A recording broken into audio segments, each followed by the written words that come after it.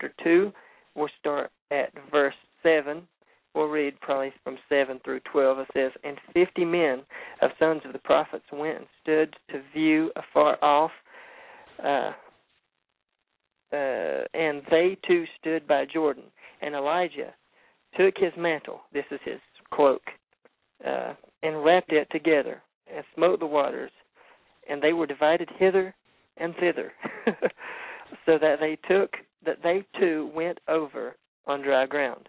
And it came to pass, when they were gone over, that Elijah said unto Elisha, Ask what I shall do for thee before I be taken away from thee. And Elisha said, I pray thee, let a double portion of thy spirit be upon me. And he said, Thou hast asked a hard thing. Nevertheless, if thou see me, when I am taken from thee, it shall be so unto thee. But if not, it shall not be so. And it came to pass, as they still went on and talked, that, behold, there appeared a chariot of fire. Now, before I go any further, let's look at this. This word chariot, if you look it up, it means to ride. And this chariot of fire is what is called a Merkabah. That's M-E-R-K-A-H,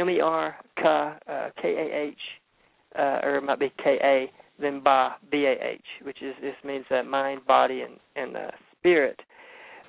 Anyway, a Merkabah is an interdimensional light vehicle. But anyway, appeared a chariot of fire and horses of fire, and parted them both asunder, and Elijah went up by a whirlwind into heaven. And then verse 12 here, and Elisha saw it, and he cried, My father, the chariot of Israel and the horsemen thereof. And he saw him no more. And he took hold of his own clothes and rent them into pieces. And Elijah was kind of like the Obi-Wan of his time, the Obi-Wan Kenobi. But right here is when Elijah was taken by the Merkabah. This was the same craft, this interdimensional light vehicle that Ezekiel saw. And he went into the realm of no time, again, the third heaven. In Catholicism, they say that Elijah has taken on the name of Metatron. And he, keeps a record, and I don't know, just keeps record of stuff, what we're doing here on Earth or whatever. But anyway, nonetheless, he was taken from an interdimensional light vehicle. Again, these creatures have the technology of doing this, And Elijah right now, even Enoch. Now Elijah had a really cool ascension. Enoch's his is kind of wham, bam, thank you, ma'am. But they are both in the third heaven right now in this area, this realm of no time.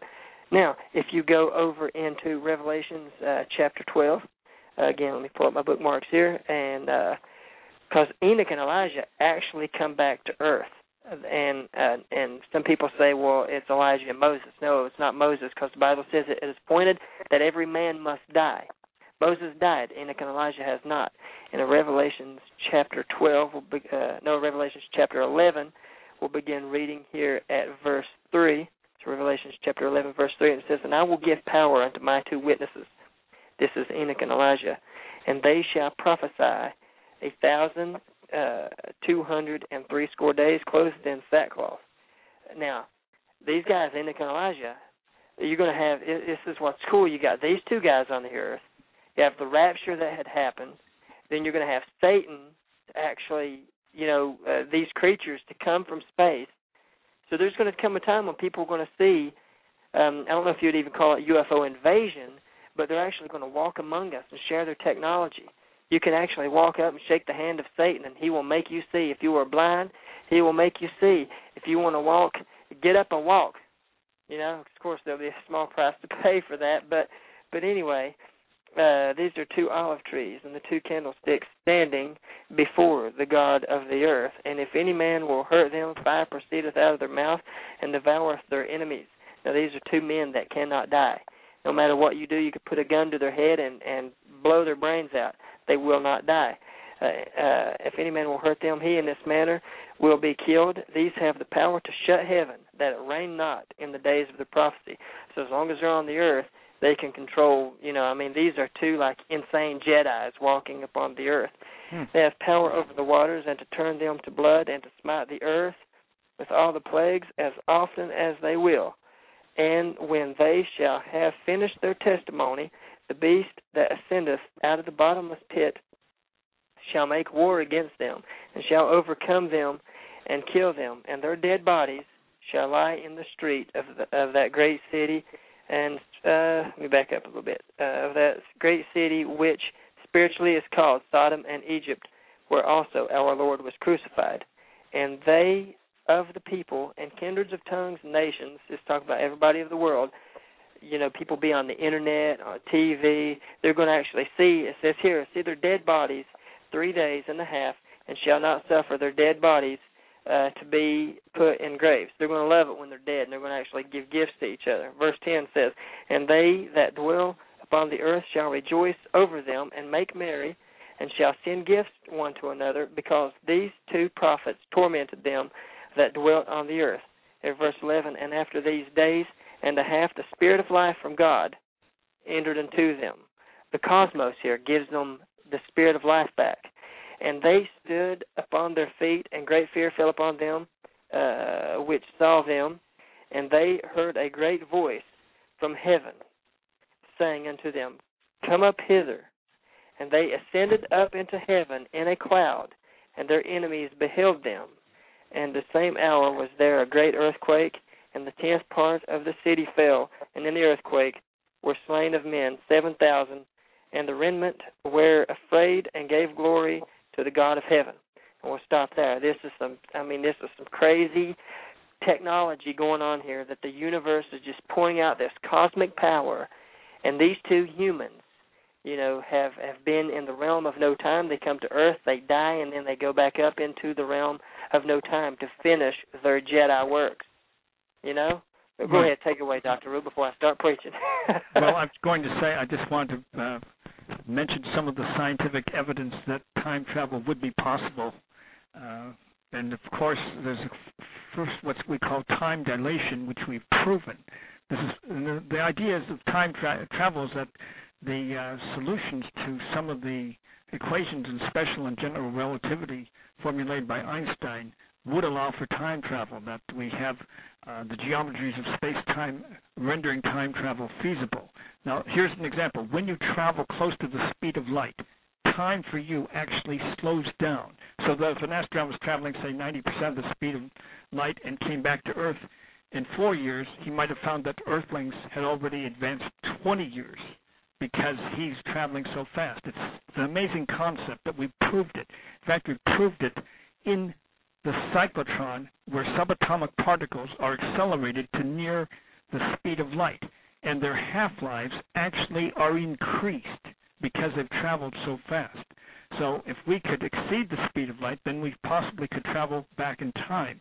Now, of course, as you know, Einstein postulated the idea that the speed of light is insurmountable. But we just had an experiment at the University of Koblenz where they claim that they have accelerated photons beyond c, which is the speed of light, or 186,000 miles per second. And, of course, I've always said this, that today's science fiction is tomorrow's science fact, and that anything we can conceive of in the laboratory or in science fiction may be possible in the future. And that experiment was very important. It's just a photon slightly exceeding the speed of light, but that shows that we could do that. And as far as using so-called wormholes, which are tunnels between, say, a black hole and a white hole, or two black holes, would allow us to journey to different segments of space and time. Now, we don't have the technology yet to generate these. You may remember Babylon 5, where they spoke about having created wormholes when necessary. Well, in the future, we may be able to do that. And societies that are more advanced than we are, I'm talking about the universe, island universe, 13.7 billion years old, 100 billion galaxies out there. Certainly it's conceivable that aliens have constructed time machines. What about our own future scientists? Is it possible that in the future the scientists have created time machines and will journey back? Well, first of all, as we've said, coming back to our time zone, they could alter the future if they interacted with us or made an announcement, so they might be here in disguise. They might be very careful about what they do in exploring this period of time. There's also the idea, and we discussed this with shadow people, that possibly when entities travel backward in time, or perhaps even forward in time, they lose their corporeality and are only seen as these shadow entities, so they really couldn't even affect the past or the future because they have no physical presence there. They're just, in a sense, two-dimensional beings. Many interesting concepts here, but I think that it's certainly possible, certainly within the realm of feasibility, that we will be able to carry out time travel in the future. Some scientists say travel into the future is possible, but not travel into the past because of that possibility of changing it, that the universe has certain limitations. I'm keeping an open mind. I think it's, nothing is impossible. It's important to keep an open mind. Pardon? I said it is important to keep an open mind. Yes, and I was going to say that we have the so-called uncertainty principle, where we can't measure the exact mass and position of a particle at any one time. There are uncertainties built into quantum physics. In fact, Einstein was upset about this because he said that God doesn't play dice with the universe, but quantum physics, again, we can't pinpoint, for example, the exact location at any one time of an electron. We could say there's a 90% chance, say, that's in the S shell and a 10% chance in the P shell. So this is a basic uncertainty that would allow for perhaps exceeding the speed of light and traveling backward and forward in time. But certainly enormously fascinating.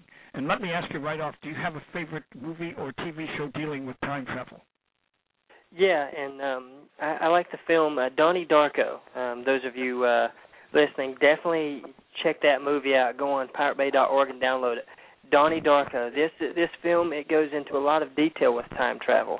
I mean, it's anyone wanting to learn the basics of time travel or just want to get in an idea so you can further study. This is a good foundation to watch this movie.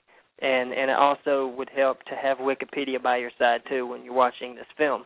That's a very good film. I mean, it goes into a lot of details with time travel. Like one thing I found interesting, it says the two key elements in time travel is water and metal. I don't understand it all that good, myself, but it goes into a lot of detail on this.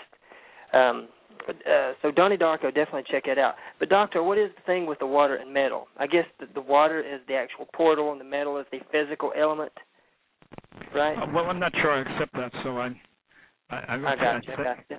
I just believe that we can go forward and backward in time. I just want to commend the episode on Star Trek, the original Star Trek, The City on the Edge of Forever, in which Spock and Nimoy went back into the 1930s and encountered Joan Collins. Do you remember this episode? Yeah, I know what you're talking about. And then Spock determined that if she doesn't die, then her influence on our government would allow the Nazis to conquer the world. And there's a key element at the end, and Nimoy has also, Dr. We have 1 minute left, Doctor. Okay, Bones had been sent back in time, too, and he can't understand because Shatner, Captain Kirk, has to let Joan Collins be hit by a car and be killed, or else the future will be changed and the Nazis would have taken over the world. So a very dramatic, memorable ending to that. And again, the consequences of time travel we don't know, but many intriguing ideas that have been formulated in TV shows and movies. Now, since we're running out of time, I'll just say, until next time, may the power of the cosmos be with you. Yes, yes, yes.